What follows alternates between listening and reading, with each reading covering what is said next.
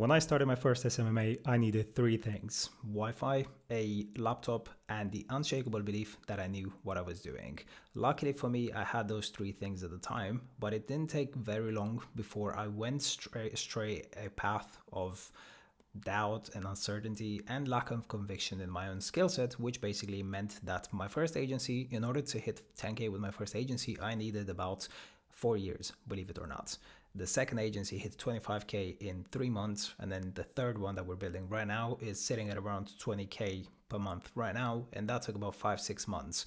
And so I'm using these three examples, distinct stories, because I want to give you a bit of context and understanding and just how important it is to basically be aware of your skills, your beliefs, your traits in order to succeed at this thing. Because when people see this video, really there's only three reactions. You can either be looking at it from a place of indifference, you can be indifferent, you can admire it, or you can be jealous, right? And I'm here to tell you that there's loads to admire, and also to put it into perspective to realize that actually this is a feat that 15-year-old kids achieve in months nowadays. So I don't know which side of the story you are when you're watching this thing right now, but I'm gonna tell you my story so you can use it to serve yourself. My story really started about 4 years ago when I was in full-time employment, and I knew that I wanted to start a business. Well, I had wanted to start a business for a decade, and I wasn't really sure what I was gonna do. Eventually, I jumped into videography. See, the thing is, I didn't choose marketing. Marketing chose me, mainly because I failed at selling videography. I had started in 2019 at the end of, so great timing on there, especially selling video to corporates, because obviously we all know what happened 3 months later. I ended up basically packing that in. And so really what I ended up doing was pivoting into digital marketing. I figured that when you're selling video, someone's got to use that video for something. And the best way to sell video more effectively is to ultimately tell businesses what to do with it. Videos need eyeballs, right? The best way to get eyeballs is to advertise. Well, one of the ways. And so I started learning advertising. I pulled a few favors from some of my friends, some of my aspiring coach friends. At the time, I had a bunch of friends who wanted to be confidence coaches and dating coaches, and I ended up building their funnels for them, doing their courses entirely for free. So that was awesome because it got my first foot in the ladder of figuring out marketing from nothing as an engineer, which was my education, my degree. I went to uni to be a civil engineer. And so once I started doing that, one thing led to another. I posted some videos on my Instagram, organic lead generation. It worked. I ended up working with one of the biggest life coaches in the UK. I ran the ads for her. I learned how to create funnels, how to buy media, how to optimize ads, campaigns, the whole thing before iOS 14 was a thing. If you know what that is, if not, don't worry about it. And so I also worked with a social skills coach, a guy here in the UK who specializes in teaching people how to not run out of things to say, right? At least that was the angle that I came up with. And so that was a successful campaign in hindsight. The problem, and this is the mistake that cost me 4 years of my life, do not make this mistake, is I didn't know what good looks like. I had run the first campaign for this guy, generating about $10 leads for potential clients for his coaching company. And I thought that was a complete flop. I was so disappointed with my first campaign that I had spent about $300 on, generated about 30 leads, that I started thinking that there's something seriously wrong with me and that this is not how to, advertise successfully. This is the first seed of doubt. And then that happened again, twice. Once, when I basically started running lead generation for debt consolidation companies. I had a partner at the time, 21, I believe it was the year. I started running debt consolidation advertising to people who had loans to basically get rid of those loans. And it comes at a timely moment, given that I just paid my first student finance in full. Okay, so what happened there was we spent about $500 of our own ads, of our own money, and we didn't get a single lead. And he should have known better because he was 40 at the time, I believe, and he had a decade of experience, although not that much experience in marketing, in media buying and paid ads. But I most certainly did not. And I thought that was basically a bad performance on my behalf, on my end, that I didn't know how to run ads, that I didn't know what ads to run, what offers to create. Long story short, money was running out. I didn't really have any confidence. And I figured that was, to be fair, a pretty smart move, that what I could do is I can basically work for someone else. And if I worked inside an agency, I would basically get to try my hand at all of this advertising, spend other people's money, not run dry, and basically bolster my skill set. And that was a pretty smart move. Although in hindsight, it was a dumb decision because I ended up working for this company. One of your favorite gurus, you might know him. I'm not going to drop names yet. I might later on. And I worked in that company for almost a year and a half, spending almost $10 million in ads. And it taught me media buying. And most importantly, it taught me that media buying ain't all that I shaped it up to be. It's really not that deep. It's not that complicated. Media buying, especially right now, in case you're wondering, media buying is useless. It does not matter what buttons you push, what targeting you do. None of that matters. What matters is the creative, and not even that, it's the offer. I'll get to that in a second. But basically, this is a mistake that cost me years. A lack of knowing what good looks like and a lack of belief in myself. So when I'm telling you this, it's because I want you to reflect on your own limitations, your own beliefs, and make sure that you're not making the same mistake as I. For I have sold my time into employment to learn better, but that was so not necessary. At the end of the day, you can argue that there was a good point to this. I learned a lot, and I'm able to make claims that very few can make right now, which helps. I can say that I've spent comfortably way more than $10 million in ads at this point. But the bad thing is that ultimately the question goes, what was I optimizing for? Was I optimizing for quick money, which is ultimately what everyone is doing this thing for, or was I optimizing for excellence and perfectionism in delivery? And so the second point to this is, why do it in the first place? Why did I want it so badly? And why did I not give up? Because it's been going for a while, right? To give you the context, my first actual agency, I actually started at the start of 2023, January, with referrals. I built it entirely off referrals. It hit 10K per month in about 6 months, June, July. So really it was a 6 months success that took 4 years to build. Now, the reason why I wanted it, probably just like you, I wanted to be my own boss. I wanted to have freedom, self-sufficiency. I wanted to know, to trust myself that I can basically do the most that I'm capable of. I didn't want to sell myself short anymore after a while, right? So if that's you, then know that that's probably a bit of your personality type. It can also be the culture that we are in right now, comparing ourselves to each other, seeing all the glam and the pinnacle and the highlights of someone else's life. Fair enough, props to you. Whatever motivates you, whatever drives you, just go for it, man. Why should you look at some guru flexing their Lambos and watches instead of doing what they do? Don't do what they say, do what they do. So to that point, don't do what I say, do what I do. I'm scaling an agency right now. Scale with me. This is the point of this video, and teach other people how to do it as well. Why not? And so if you think that there's something wrong with you, if you want to make more money, if you want to actualize, those are the reasons. That's certainly the reason why I did it. More so than that, it's the comparison. It's the fact that I looked around, and when I ended up working for the said guru and the people in this company, I realized that actually I was way more capable, way more intelligent, or way more arrogant than them, right? And so I realized that this is me underselling myself, selling myself short.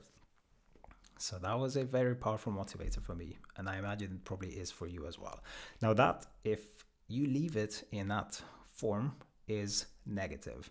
It's detrimental. It's just bickering and commenting and yapping and complaining that someone else has it better than you and that you're smarter than them. Look, the bullshit stops when the tailgate drops, right? And so what that means is, at the end of the day, don't let your don't let your talk do the talking. Let your actions do the talking. Flip that. Flip it, reverse it, and use it as fuel, as motivation to actually pursue what you want. I don't care if you're early 20s. I don't care if you're in your teens.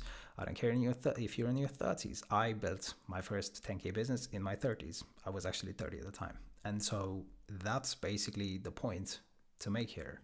If your ambition and your drive and your self-image doesn't align with where you are and what you've achieved so far, rebel against it and let it fuel you into actually taking action, okay? Now, another point is this more a belief thing, or is it more a skill set thing? It's more belief than it is skill set. And that is the number one belief. You know, Alex Hormozy has a video about skill sets, but really comparison with people is what I basically did it, how I did it. The gurus you worship aren't smarter than you. They just have better beliefs that serve them better, or luck, but it does not matter because luck eventually comes. So what do I mean by that? I'll give you my own story first. I actually ended up building this first agency by a bit of a stroke of luck. I was a bit lucky, I'm not gonna lie.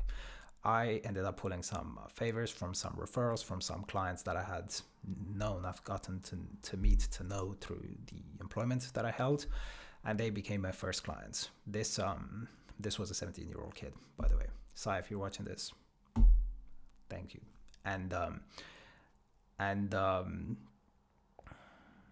Yeah, see, I'm getting pretty emotional by it because this was a moment of pure gratitude. This was the first client that made me realize that what I had done with that life coach the very first time back 3 years prior was actually something in demand. Coaches needing funnels built for them. Why didn't I not think of that in the beginning? Beats me. I have no idea.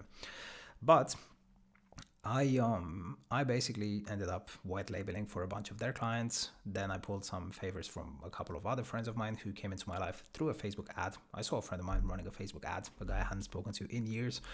I ended up speaking to him. He got me a couple of his clients referrals. I also ended up helping some of his clients, and seeing the compound effect of all these people basically liking and appreciating me and showing gratitude for how good of a service and value I was adding in their life, eventually started rewriting my script, my pattern of belief that I wasn't, good enough or ready or whatever I was thinking. In the end, the last stroke come from a friend of mine, Tobias, whom I met in my role, and who basically showed me the role model, which is you have to spend money to invest in yourself in order to succeed. And he is the epitome of investing in himself. All the money that he was making, he was basically pouring right back into himself. Ended up making some invaluable connections that way. Ended up working for acquisition.com. And so enough said, right? That was basically what cemented for me that if I was gonna succeed, I was gonna have to start taking risks as well. And they also turned to believe that I wasn't good enough, because that took a lot of reps, man. That took a lot of reps. A lot of people yapping that in my ear, making me think that actually, wait, maybe I'm good enough. And then also looking around at other people, the competitors, other people succeeding with this model. Because, I mean, look, think of how stupid the average person is and realize half of them are stupider than that. And let that drive you. Okay, so now off to the brass tacks. How did I actually do it? The first business took 4 years, like I said, to sort of start, and then 6 months to scale to the point where it should have.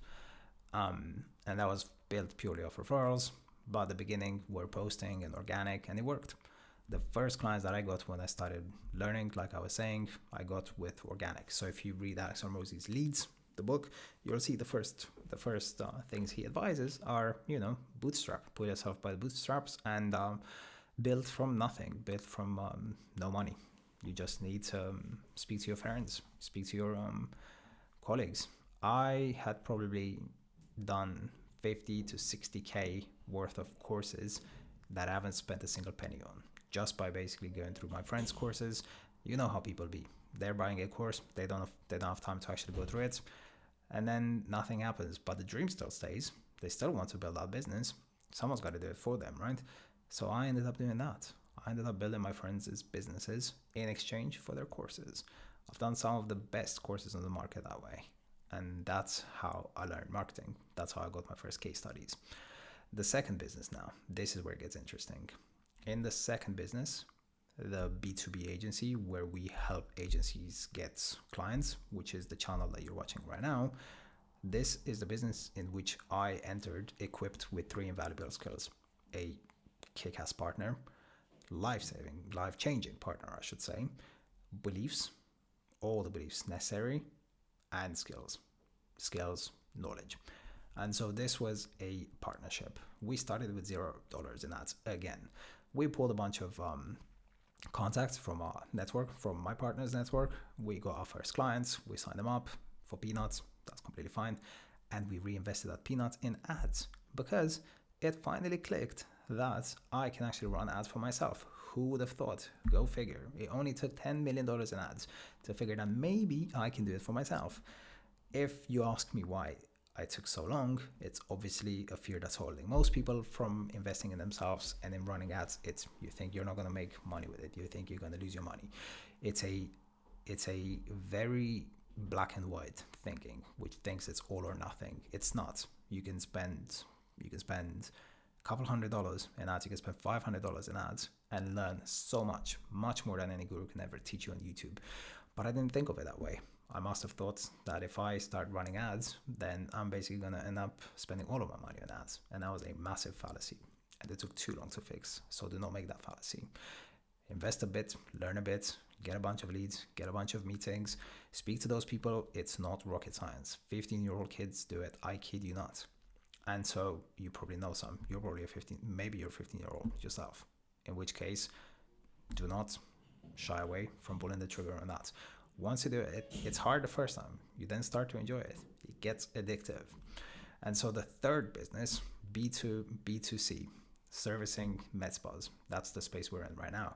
We build that thing straight from ads. We build that bad boy from ads with ads from day one. We started ads. We got 10, 15 clients in 3 weeks, 4 weeks, something like that. We ran a banging offer because, the gold rush that med spas is. You go there, you find out that there's a bunch of the graveyard of failed marketers and kids who watched a bunch of YouTube videos. They're all there. You need to make an incredible offer. If you're going to cut it through a competitive market, you're going to need to make an incredible offer. And we did. And that's how we got our clients. We scaled that thing, 20K per month, roughly. We had our biggest month in October. And now we're basically going to continue scaling this one to 100K and beyond. And so another interesting point is any niche. Does the niche matter? I would say to that just one thing. Whatever reason you are thinking that a niche is important for or not is basically a limitation in your belief or a skill set. Again, my example, when I started working with life coaches at the very beginning, I was a bit annoyed and frustrated and limited by the fact that I didn't feel like the ads creative was in my control. I was only as good, and my campaigns were only as good as the creative, the ads that these guys would give me. And that was running numbers in my head because I overcomplicated it. And I thought I'm always going to have to make scripts for them. I'm always going to have to drag videos out of them. It's not something that I can do. It's not something that I want to do. And then suddenly e-commerce started feeling very appealing because in my impression with e-commerce, all you have to do is slap a bunch of ads together, some carousels, and boom, you have it. But that's nothing further from the truth, especially how it's evolved in the last few years. Right now, if you don't have a in-house studio to create UGC, user-generated content, you don't stand a chance. You need that invaluable content, and the best agencies have wisened to the fact that if they're going to be reliant on the client to provide that non-negotiable, invaluable content, they're going to be heavily and badly affected. So that is basically the obstacle, and the obstacle is the way, because that's giving you the opportunity to differentiate and to vertically integrate. You create an in-house studio for all this content. You're done. It's game over. You're integrated. You can command higher service charges because you're now offering a more end-to-end solution, and the market wants it. The market needs that. If the market doesn't give you what you want, what you need, is because they can't do it. There's some limitation there on their end. They can't do it or they won't do it. It doesn't matter. If you solve it, you are crushing. And so for us, in our latest endeavor, the med spa local SMMA, we early on realized that the big hairy problem here, because every business has a big hairy problem to solve, is going to be the call center. Because we're not just generating leads, we're generating booked appointments in the calendar with deposits collected. If you generate leads, the biggest pushback you're going to have from the client is that the leads are weak. And you don't want that. Believe me, you do not want that pain in the ass. And so what we did is we started building a call center with a bit of hesitation. It wasn't easy at the beginning. Again, limiting beliefs and skill set beliefs, skill set limitations, how to get appointment setters, how to train them, how to hire them, how to fire them when you have to, how to bake in accountability, how to manage them, all of that. It's a very operationally intensive agency, and we learned a ton about operationalizing right now. But that's where the obstacle once again was the way, because that's the thing that allows us to make crazy offers. It allowed us to start with performance offers. I'm pretty sure we invented a $1 offer. Start for $1 and then pay on performance. Back when we started this, no one was doing it. Very few people were doing it. And so that is my lesson for you on that point. Does the niche matter? Yeah, it does matter. Of course it does matter. A starving crowd is ultimately the biggest lever when it comes to your success, when it comes to your cost of acquisition, when it comes to your cost to per booked appointment that actually shows up, your ability to close them. A burnt market is going to be hard to sell into. It's going to be an uphill battle. But you also want to bear in mind the fact that where there's smoke, there's fire. And so a saturated market means there's demand. As long as you make sure that it's growing at a faster rate than new entrants, join the party, then you're going to be fine. And so the next point rather is, again, reminder that this is a business model that we know 15-year-old kids pull off. Competitors of ours, friends of ours, and colleagues of communities that we're part of. And so if you're looking at this with a place of indifference, then you're obviously wouldn't be watching up until this point. It's either you're envying it, you're doubting it, or you're admiring it. And so if you don't know this, if you're not aware of the fact that this is a skill set that a kid can master, it's because you're surrounded by your mates chugging beers or whatever you guys are doing together. I'm not saying that that's you, so don't be offended by it or be. But just know that when I first started working with my 17-year-old client, I was pretty shocked because it made me think, oh, wow, so this is what kids are like these days? That makes me sound old. I am old. And so my business partner was actually also a 17-year-old. And our competitors are 15 to 18. So I'm like that kid in the back of the classroom that failed 10 times and is still in there, but it beats. I'll tell you what, it beats being a day job NPC. It does. It beats and not just that, but the frustration, the amounting frustration that you can be capable of more and you're not actually pursuing it. So I hope that that's new to you for your own mental health, sanity, and potential to actualize and to reach your wildest dreams. And so finally, the last point for me to you is, why aren't you doing it yet? Why aren't you succeeding? Have you started? Or have you stopped? Or have you just failed? Where are you? What's holding you back? Is it your standards? Is it your beliefs? Is it an identity shift that's required? Is it your limiting beliefs? What is it? Because I have spent a long time thinking about this in between bouts of procrastination and frustration and all kinds of issues and blockers. I'm just here to tell you that the three biggest things that have made a difference and that will make a difference are essentially all tailored around the performance of an athlete. Think about how athletes succeed. Athletes succeed because they have a coach, because they have a team who need them. So they have partners, they have community, and they have the model of what's been done. And they put posters on their walls with the people that they admire, and they follow that damn thing and they try and beat it. And that's what makes them succeed. If you try to do this alone, then just know it's going to take you way longer and you might not even succeed ever, because you've got all these blind spots. I know I had so many blind spots, so many limiting beliefs that held me back in place for so long, for too long. And until you have external stimuli coming into your closed circuit, showing you that these are outdated paradigms that don't serve you, you're just going to keep slamming your head against them. It's like that saying goes, we question all of our beliefs, except for the ones that we believe the most, and those ones we never even think about questioning them. And so for me, the identity shift that was required to go from an employee to an entrepreneur, a successful entrepreneur, was basically a series of successes and a series of, I would call it, gradual exposure, because That's ultimately what's going to reframe your mind, your beliefs. Your confidence is going to come from your competence. And if you have any questions, if you have any reasons why you're still watching this video and you need any help with them, don't worry about commenting them. If you don't want to, just hit us a follow, DM us in private, hit us up. We're going to be doing our best to support you. If you want to book an appointment and speak to us, go to sakagrowth.com/sauce. You'll find us in the description, and follow us as we're building this fund, this last agency to 100K per month, and basically sharing the sauce with you. Until next time.